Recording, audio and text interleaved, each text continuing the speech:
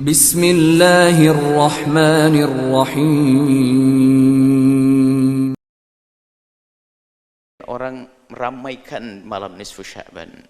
Apakah diperkenankan yang demikian itu? Kok ada orang mengkhususkan di bulan Sya'ban? Ketahuilah ibadah di hari apapun boleh dan di bulan apapun boleh, apalagi di bulan Sya'ban yang Nabi memperhatikannya. Adapun spesial di malam nisfu Sya'ban memang ada di sana isyarat dari baginda Nabi tentang kelebihan malam nisfu Sya'ban. Dalam hadis yang diriwayatkan oleh Sayyidina Mu'adz bin Jabal. Ini Imam Ibnu Hibban mengatakan hadis sahih, Imam Tabrani mengatakan rijalu thiqat, perawinya adalah orang yang bisa dipercaya. Di situ bahwasanya Nabi sallallahu alaihi wasallam qala berkata, "Innallaha Allah sesungguhnya yattali'u ala innallaha tabaraka wa ta'ala yattali'ullahu tabaraka wa ta'ala Allah subhanahu wa ta'ala melihat." Setiap saat Nabi melihat, setiap saat Allah melihat hambanya. Akan tapi jika disebut secara khusus berarti ada pandangan khusus.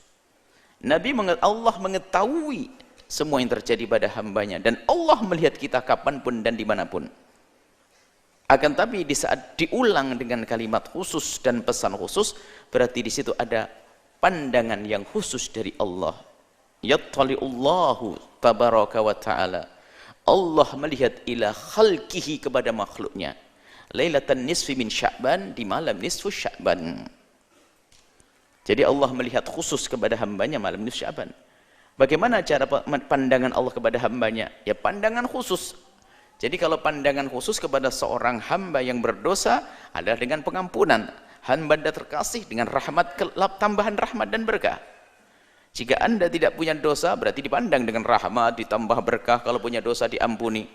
Dan kata Nabi, wa yaghfiru, dan Allah akan mengampuni li jami'i khalqihi, kepada semua makhluknya. Allah melihat, kemudian setelah itu Allah membagi-bagikan pengampunan di malam nisfu Sya'ban, li jami'i khalqihi, kepada semua makhluknya, illa li musyrikin aw musyahin, kecuali dua orang yang tidak mendapatkan pengampunan dari Allah di malam nisfu Sya'ban, yaitu musyrik, orang yang menyekutukan Allah, kemudian yang kedua dari ahli iman, orang yang musyahin, punya kebencian dan dendam serta permusuhan dengan saudara. Maka mari di malam nisfu Sya'ban nanti kita meningkatkan istighfar kita, ibadah yang sangat luar biasa, yaitu istighfar sesuai dengan tadi pengampunan Allah, memohon pengampunan kepada Allah. Kita beristighfar sebanyak-banyaknya, berdamai dengan Allah Subhanahu wa taala, kemudian juga berdamai dengan saudara sanak kerabat. Persiapkan mulai hari ini hadiah dan segala macam apapun ya. Mungkin boleh sorenya makan bersama, malamnya makan bersama, setelah berzikir, beristighfar. Dan pastikan di hari itu, dimulai hari ini, di hari itu kita sudah tidak punya dendam kepada siapapun, tidak punya permusuhan, tidak punya persengketaan dengan siapapun. Kalau sudah begitu, berarti Anda akan mendapatkan pengampunan dari Allah Subhanahu wa taala, dan alangkah indahnya pengampunan dari Allah. Adapun ibadah-ibadah yang lain tidak ada pesan khusus dari Nabi, ibadah-ibadah tertentu. Tidak ada pesan sholat tertentu, tidak ada pesan apapun. Yang jelas semalam itu adalah Allah mengampuni hamba-hambanya. Maka yang sangat sesuai adalah memohon ampun kepada Allah.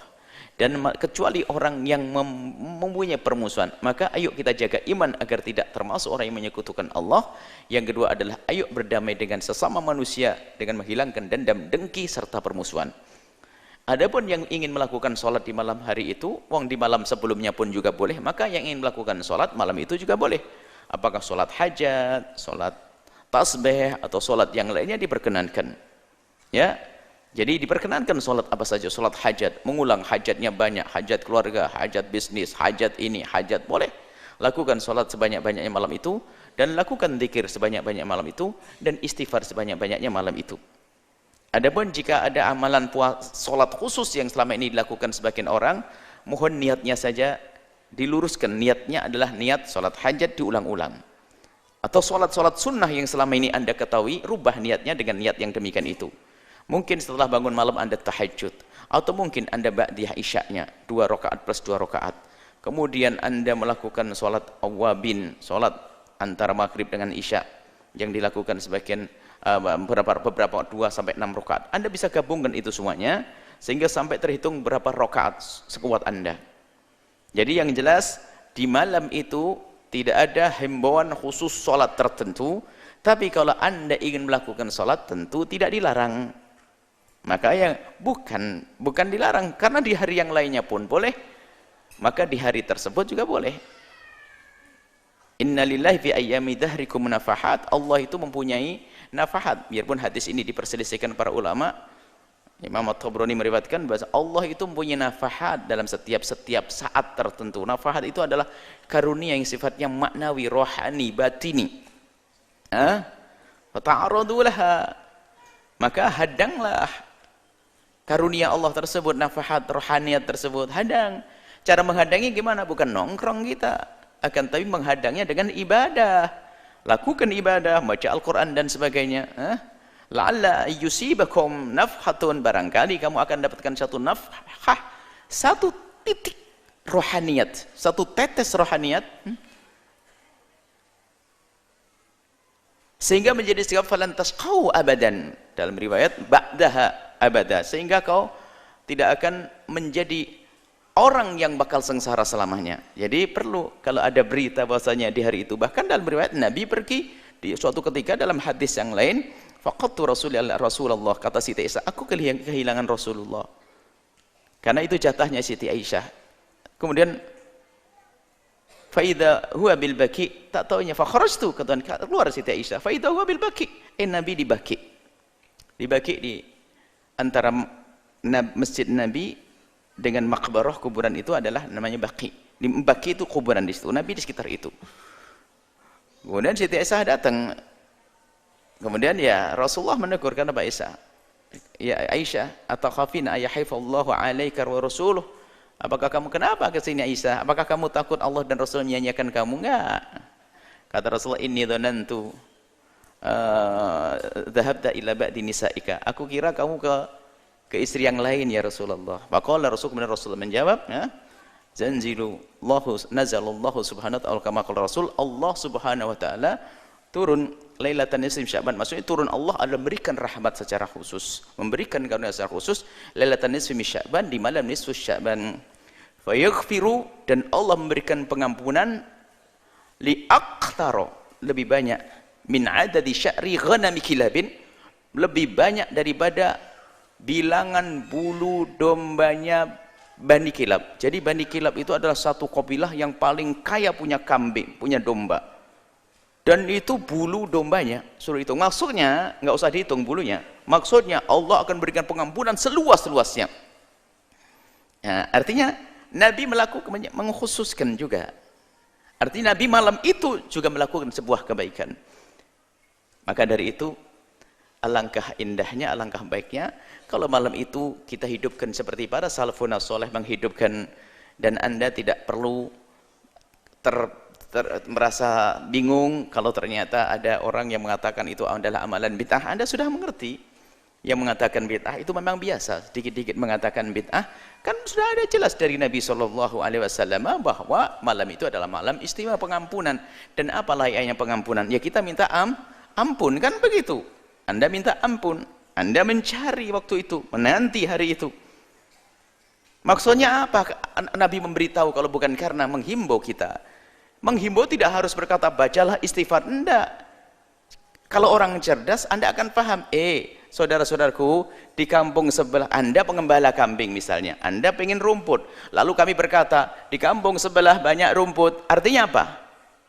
Ya pergilah ke sana, gitu. Gak usah kau merumput ke sana. Ini.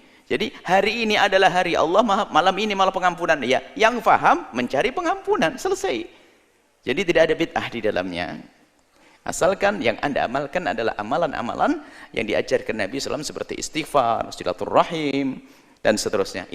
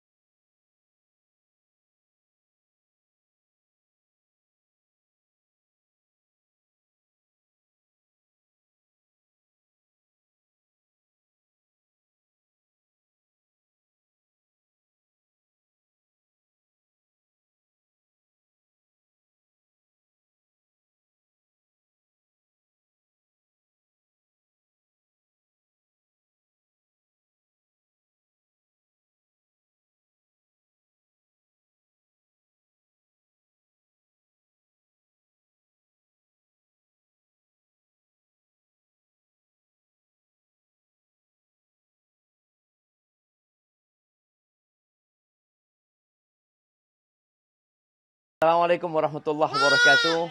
Bicara kurban, sebagian orang berpikir orang yang berkurban itu nggak boleh makan daging kurbannya. Ingat, kita berkurban itu mengorbankan nyawa. Nyawa hewan ternak. Rasul Shallallahu Alaihi Wasallam mengatakan, kulu wa at'imu wa dakhiru. Ya, lepasnya. Kata Nabi SAW, kalian makan.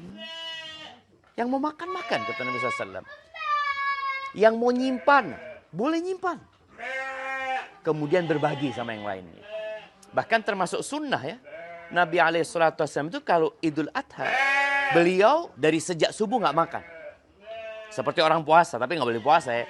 Beliau kapan makannya? Ketika beliau sembelih kurbannya, beliau makan dari kurban yang beliau sembelih. Jadi buat teman-teman, ya harapannya jangan terlalu terbebani dengan kurban ini. Sejatinya kurban itu hanya berapa persen dari uang yang kau kurbankan.